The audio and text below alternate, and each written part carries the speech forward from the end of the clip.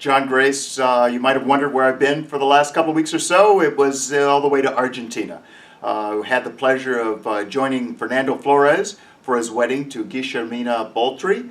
And Fer, you may remember, was my Rotary Youth Exchange student back in 2007. So we went down for the wedding and had a wonderful time, got down to Mar del Plata, Buenos Aires, Calafate, Necochea, saw the glacier. Want to show you some pictures. This is one of the cultural drinks that Argentines are famous for, yerba mate. It's very good, so come in the office sometime and I'll have some with you, okay? In the first picture, you see the happy bride and groom leaving the church. Castellano is not a Spanish that I speak really well, not well at all, but I could cry at exactly the right moment, so I kind of fit in there. This, by the way, was part of the effect of being in Argentina. I was trying to look like I was an Argentine. It didn't work too well either, but I gave it my best effort. So here they are leaving the church, and in the second picture, you see the happy bride, Geisha, and Fer outside the church. In the third picture, what you see is the entire family. Now this is both dentists are parents, and then 4 children. And they're all working to be great professionals. They're really wonderful people. I say that the people in Argentina are like the people in the South on steroids. They really know how to make people feel comfortable, even when you don't speak the language really well. So I encourage people to visit Argentina. You won't be disappointed. In the next picture, you see me doing my best to give a speech, and it was a joke as well as a toast.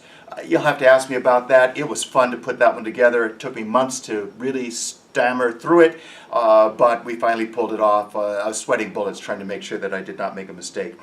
In the next picture, you see my son Matt and me along with Guillermina's brother Matty and his girlfriend. And then we see the photo booth, and that's where Fer made this, and everybody came, from time to time during the night, 12-hour party, to come and have their pictures taken. It was great fun. In the next picture, you see Fer on sax. In fact, while he was here, he got that Yamaha sax, replacing an older one that he brought with him, and we raised money by saying Fer will work for sax, okay? Trying to play on words.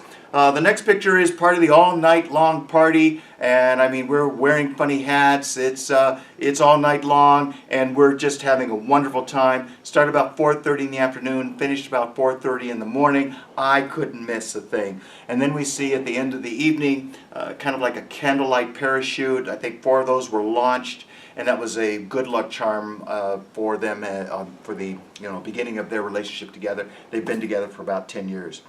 The next day, Matthew and I left for Calafate.